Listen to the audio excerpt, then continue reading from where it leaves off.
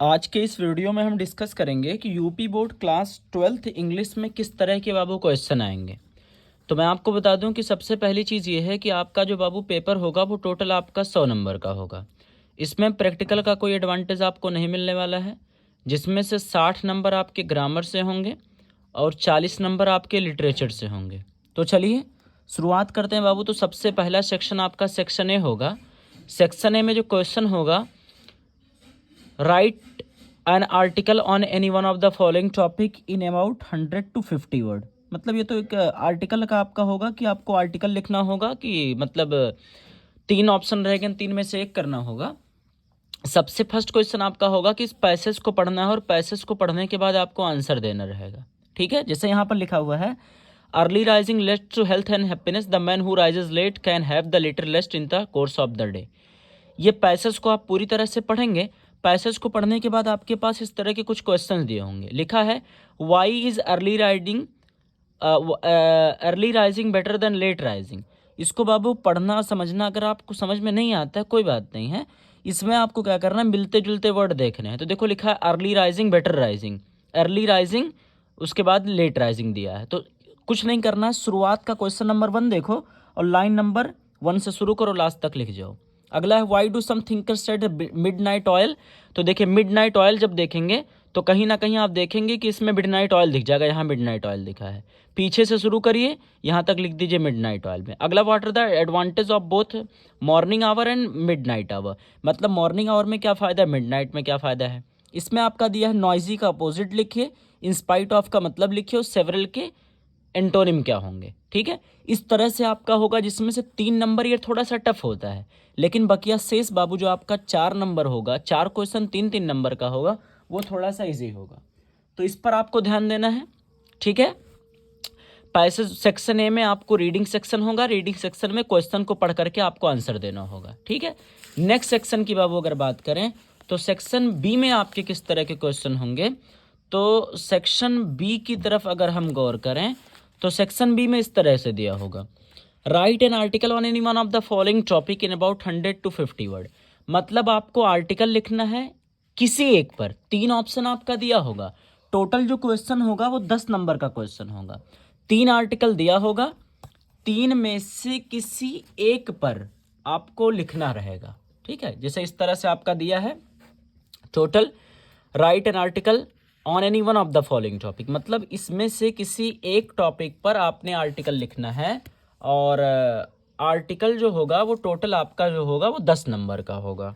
ठीक है, देखिए उसके बाद दिया है आपका लेटर आएगा एक एडिटर पर। अब वो चाहे वाटर पॉल्यूशन पर हो सकता है, चाहे वाटर सप्लाई पर हो सकता है, चाहे इलेक्ट्रिसिटी पर हो सकता है। लिखा है, write a letter to the editor of national newspaper regarding the frequent electricity cut in your locality. You are Saurabh Alina, house number 24, Gandhi park, Moradabad. तो देखिए बाबू, आपको लेटर लिखना रहेगा, इसमें आपको लिखना है एडिटर को। सबसे पहले सेंडर एड्रेस लिखेंगे। ठीक है, जैसे आप उतरौला बलरामपुर से, उतरौला बलरामपुर, उसके बाद टू द एडिटर, उसके बाद किस अखबार वाले को लिखना है, नेशनल न्यूज़पेपर। उसके बाद वो कहाँ का है, तो आप लखनऊ उत्तर प्रदेश लिख सकते हैं। आपका बाबू देखो एड्रेस दिया है, आप जैसे अपना नाम लिखते थे ना, तो मैं बार बार कहता हूँ नाम नहीं लिखना है, आप तो XYZ आप लिखिए, लेकिन इसमें आपका सौरभ अलीना, यानी लड़के हो तो सौरभ लिख दो, लड़की है तो अलीना। आपका एड्रेस क्या है, तो आपका एड्रेस है गांधी पार्क, मुरादाबाद। यानी सेंडर एड्रेस की जगह पर आपको लिखना है house number 24, Gandhi park, Moradabad. उसके बाद लास्ट में आपको क्या लिख देना रहेगा, सौरभ और Alina, to the editor national newspaper. ठीक, ये लिख देना रहेगा। ये ना करना चाहे तो आप ये कर सकते हैं, आप अपूर्व हैं या आशा हैं, library wisdom public school Saharanpur के, और आपको वहाँ पर बुक से रिलेटेड कुछ चीज़ें लिखनी है। दोनों में से आपको एक करना रहेगा। हमेशा ध्यान रखिए कि क्वेश्चंस आपके पास बाबू बोर्ड में पर्याप्त होंगे, तो आपको जल्दबाजी नहीं करनी है और आपको वही आंसर अटेम्प्ट करना है जो आता है। अब मान लो 3 दिया है, कम्बैटिंग टेररिज्म, सोशल लेवल और डोरी सिस्टम। अब तीनों में से कोई एक आपको लिखना है। ठीक है, आर्टिकल आप हेडिंग वाइज भी लिख सकते हैं, नॉर्मली भी आप लिख सकते हैं। दूसरा देखिए आपका दिया है, सबसे टफ आपके लिए होगा ग्रामर सेक्शन। ग्रामर सेक्शन बाबू टफ होने की कोई दिक्कत की बात नहीं है। ग्रामर सेक्शन में इस तरह के 5 क्वेश्चन होंगे। ठीक है, टोटल 10 MCQ होंगे। 5 क्वेश्चन आपके क्वेश्चन नंबर 4 में होंगे और 5 क्वेश्चन आपको क्वेश्चन नंबर 5 में होंगे। ठीक है, इस तरह से क्वेश्चन नंबर 4 ये है क्वेश्चन नंबर 5 ये है। 10 क्वेश्चन होंगे, 2-2 नंबर के, टिक करना रहेगा, जो नहीं जानिएगा उसको सी लगा दीजिएगा, there's no doubt in it. अगला लिखने के बाबू क्या तरीका से, आसान तरीका क्या है, जैसे मान लो लिखा आंसर नंबर, क्वेश्चन नंबर 4, तो लिखो आंसर नंबर 4, ABCD की हेडिंग डाल लो, ए का 3, 2 का 1, सी का 1, डी का 2, ई का 3। मतलब करेक्ट ऑप्शन नहीं लिखना है आपको, सिर्फ क्या करना है कि सिर्फ लिख के छोड़ देना है। जैसा लिखा है story of a person written by himself, इसको कहते हैं ऑटोबायोग्राफी, पूरा ना लिखो, ई का 1। इसमें क्या होगा कि अगर मिलान न किया जाए तो आपको नंबर मिलने के चांसेस बढ़ जाएंगे, ठीक है।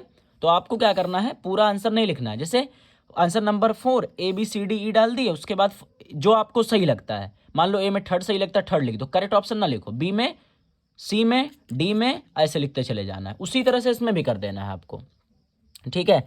Change of the following into indirect speech, कुछ ना करो, कामा हटा के डेट लगा लो, ठीक है। उसके बाद आपको क्या करना है, एक्टिव पैसिव चेंज कर पाते हैं तो कर लीजिए, नहीं तो क्या क्वेश्चन सीधा ब्लू पेन से उतार दीजिए, कुछ ना कुछ मिल जाएगा। देखिए बाबू, अगला आपका दिया है कि इसमें से क्या करना है, किसी एक पेयर का इस्तेमाल करके आपको सेंटेंस में इस्तेमाल करना है जिससे इसकी हिंदी मीनिंग क्लियर हो जाए।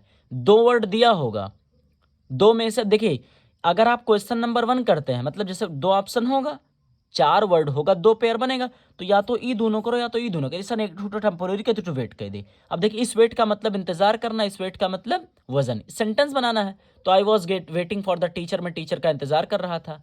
माई वेट इज 60 kg, मेरा वजन 60 किलो है। इस तरह से आप क्या करेंगे, सेंटेंस बनाएंगे, हिंदी मीनिंग नहीं लिखना होगा। उसके बाद बाबू आपका 5 नंबर का ट्रांसलेशन आएगा, ठीक है। कर पाते हैं तो ठीक है। मान लो रणजीत सिंह को पंजाब केसरी कहा जाता था, तो रणजीत सिंह वाज कॉल्ड पंजाब केसरी। वे देश के एक प्रसिद्ध योद्धा थे, तो he was the famous fighter या फ्रीडम फाइटर या वॉरियर, ठीक है। उन्हें युद्ध में बड़ा आनंद आता था। इस तरह से क्या करना रहेगा, एक पैसेज आपका दिया होगा जिसका प्रिपरेशन कर लेना है। अगला बाबू आपका जो होगा वो सेक्शन डी होगा, लिटरेचर सेक्शन से। लिटरेचर सेक्शन में 4 क्वेश्चन होंगे, 4 में से 2 आंसर करना होगा। जैसा लिखा है, what information did M Hamel give to the children in class. M Hamel ने चिल्ड्रन को, यानी बच्चों को, क्लास में क्या बताया था। तो बाबू एम हैमल ने ये बताया था कि today is the last lesson I shell give you. उन्होंने बताया कि आज आखिरी लेसन है जो आपको पढ़ा पा रहा हूँ। ऑप्शन में करके लिखा है, how does the author describe the area of Seemapuri. Seemapuri के एरिया के बारे में क्या बताया गया, ये बताना है आपको। अगला लिखा, देखो या तो आप ये करिए या तो ये करिए, और करके है मतलब दोनों में से आपको एक करना है। अगला देखिए आपका लिखा है, what did the instructor do to train Douglas. Instructor ने विलियम डगलस को ट्रेन करने के लिए क्या किया था। तो सीधा लिख सकते हो, in order to train Douglas, William Douglas used to teach him 5 days in a week, an hour in a day, and after several month he become a good swimmer. या तो ये करिए, तो लिखा, what was the crofter, why was the crofter so active and friendly with the peddler. जो crofter था, यानी जिस, ये आपका लिया गया है रेड ट्राइब से, क्राफ्टर जो था एक्टिव क्यों था और फ्रेंडली क्यों था वो, ठीक है। ये हो गया आपका। ये टोटल बाबू आपके 8 नंबर के क्वेश्चन थे। अगला जो आपका होगा वो लॉन्ग क्वेश्चन होगा। आंसर लिखा, answer in one of the following question about 80 word. मतलब क्या करना है, किसी एक का आंसर आपको 80 वर्ड में देना। या तो अब ये करिए, जैसा लिखा है, how is Mukesh different from the other children who work in a Bengal industry और आल्सो फ्रॉम द फैमिली। यानी जो मुकेश था वो और बच्चों से अलग क्यों था जो बेंगल इंडस्ट्री में काम करता था। या तो है कि महात्मा गांधी ने चंपारण के बारे में क्या कहा था, चंपारण को टर्निंग पॉइंट क्यों कहा गया है, ठीक है। ये प्रोज सेक्शन से हो गया। प्रोज सेक्शन से 15 नंबर के क्वेश्चन होंगे, 7 नंबर का लॉन्ग और 2 आप शॉर्ट होंगे, आपके 8 नंबर के। अगला देखिए, पोएट्री सेक्शन से 10 नंबर का होगा। इस तरह से बाबू पैसेज दिया होगा, पैसेज से रिलेटेड आपके ये कुछ क्वेश्चंस पूछे जाएंगे, ठीक है। सेंट्रल आइडिया लिखना 100% आपका जो आएगा क्वेश्चन नंबर 10 में है central idea. My mother 666 left side and think of beauty. 5 आपके सिलेबस में है, 5 में से 3 आएगा, 3 में से कोई एक करना रहेगा। सेंट्रल आइडिया कैसे लिखना है, डिस्क्रिप्शन में इसकी लिंक मैंने दे रखी है। बहुत आसान तरीके से, रटने की कोई ज़रूरत नहीं है। खास करके चाहे हिंदी मीडियम से हो चाहे इंग्लिश मीडियम से, रटने की बाबू कोई ज़रूरत नहीं है। बहुत आसान लफ्जों में डिस्कस किए, जाकर विजिट करके देख सकते हैं। सेंट्रल आइडिया 4 नंबर में फिक्स आएगा। लिखने का सही तरीका और आसान तरीका बता चुके हैं। फिर आते हैं सप्लीमेंट्री सेक्शन पे। सप्लीमेंट्री सेक्शन में टोटल आपका 15 नंबर का होगा।